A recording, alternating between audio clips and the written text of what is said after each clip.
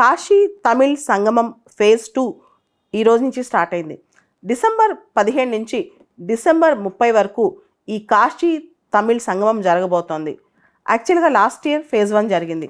అసలు ఈ కాశీ తమిళ్ సంగమం ఏంటి? ఇది ఏక్ భారత్ శ్రేష్ఠ భారత్ అనే ఒక ప్రోగ్రాం కిందకు వస్తుంది.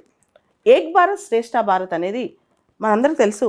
భారతదేశం భిన్నత్వంలో ఏకత్వం, ఏకత్వంలో భిన్నత్వం, అది మన సిద్ధాంతం. మన దేశంలో చాలా డైవర్సిటీ ఉంది. ముందుగా మన ప్రజలకి ఒక ప్రాంతం వాళ్ళకి ఇంకో ప్రాంతం యొక్క సంస్కృతిని కానీ, వాళ్ళ యొక్క కల్చర్ని కానీ, వాళ్ళ యొక్క ఫుడ్ హ్యాబిట్స్ ఇవన్నీ కూడా తెలియడానికి ఏక్ భారత్ శ్రేష్ఠ భారత్ అని చెప్పి ఒక ప్రోగ్రామ్ స్టార్ట్ చేశారు. ఇది మనం గమనిస్తే 2015 మన నేషనల్ యూనిటీ డే రోజు, అంటే సర్దార్ వల్లభాయ్ పటేల్ బర్త్డే రోజు, అక్టోబర్ 31 రోజున లాంచ్ అయిందనమాట.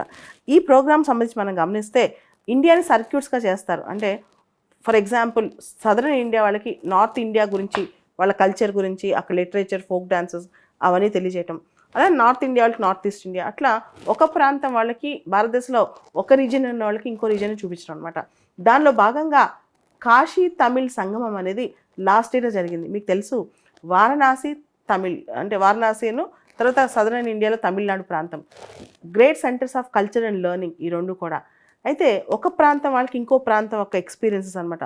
ముఖ్యంగా తమిళనాడు, పాండిచేరికి చెందిన వాళ్ళని ఒక గ్రూప్స్గా డివైడ్ చేసి వాళ్ళని తీసుకెళ్ళి దాదాపు 1400 మందిని నార్త్ ఇండియా, ప్రయాగ్రాజ్, అయోధ్య ఇవన్నీ చూపించి, కాశీ, వారణాసి ఇవన్నీ చూపించి ఒక ఇమ్మర్సివ్ ఎక్స్పీరియన్స్ దానిలో లీనమయ్యి వాళ్ళు ఈ బ్లెండింగ్ ఆఫ్ కల్చర్స్ గురించి తెలుసుకోవటం. ఏ కల్చర్ కామన్గా ఉంది, అక్కడ ఉన్న యూనిక్ కల్చర్స్ ఏంటి, ఫుడ్ హ్యాబిట్స్ ఏంటి, అక్కడ స్కాలస్టిక్ ఎక్స్పీరియన్స్ ఏంటి, ఇవన్నీ తెలుసుకోవడం అనమాట. దీనికి సంబంధించే ఫేజ్ 2లో కాశీ తమిళ్ సంగమం సంబంధించి దాదాపు 1400 మందిని తమిళనాడు, పుదుచ్చేరి నుంచి వారణాసి, ప్రయాగ్రాజ్, అయోధ్య తీసుకెళ్ళి 8 రోజుల పాటు ఒక ఇమ్మర్సివ్ టూర్ చేపిస్తారు. అంటే పూర్తి స్థాయిలో దానిలో లీనమైపోతారనమాట.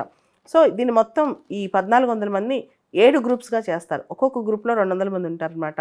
ఈ గ్రూప్స్లో గంగా, యమున, సరస్వతి, సింధు, నర్మదా, గోదావరి, కావేరి పేర్లు పెట్టి దీనిలో సీనియర్ సిటిజన్స్ని, స్టూడెంట్స్ని, టీచర్స్ని, రైతుల్ని, బిజినెస్ పీపుల్ని, రిలీజియస్ పీపుల్ని, రైటర్స్ని, ప్రొఫెషనల్స్ని, ఇలా రకరకాల వాళ్ళని తీసుకెళ్ళి ఇంటరాక్షన్ చేపిస్తారనమాట.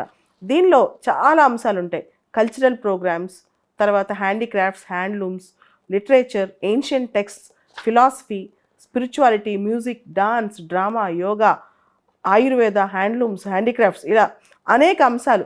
అంటే ఒక ప్రాంతంలోని అంశాలు ఇంకో ప్రాంతం వాళ్ళకి తెలియజేసే అంశాలు అన్నమాట. ముఖ్యంగా ప్రస్తుతానికి అయోధ్య, ప్రయాగ్రాజ్, వారణాసికి సంబంధించిన అంశాలన్నీ కూడా ఇక్కడి నుంచి వెళ్ళే 1400 మందికి చూపిస్తారనమాట. ఈ మొత్తం ప్రోగ్రామ్ కాశీ తమిళ్ సంగమం అనేది, దీనికి nodal ministry of education, ministry of culture, వీళ్ళందరూ, రైల్వేస్ వీళ్ళందరూ దీనిలో పార్టిసిపేట్ చేస్తారు. కానీ ఓవరాల్గా నోడల్ మినిస్ట్రీ ఆఫ్ ఎడ్యుకేషన్ అనమాట. ఇది లాస్ట్ ఇయరే స్టార్ట్ అయిన ప్రోగ్రామ్ కాశీ తమిళ్ సంగమం అనేది. ఇది ఇప్పుడు మోడీ గారు ఈరోజు అంటే డిసెంబర్ 17న కాశీ తమిళ్ సంగమం ఎక్స్ప్రెస్ వారణాసి నుంచి కన్యాకుమారికి ఒక ట్రైన్ కూడా లాంచ్ చేశారు. ఇన్ఫ్యాక్ట్ భారతదేశంలో ఒక బాండింగ్ పెరగడానికి ఈ ట్రైన్స్ దోహదపడతాయని చెప్పి కూడా ఆయన చెప్పారనమాట. ఈరోజు ఈ ట్రైన్ లాంచ్ చేయడం కూడా ఒక విశిష్టత అని చెప్పుకోవచ్చు.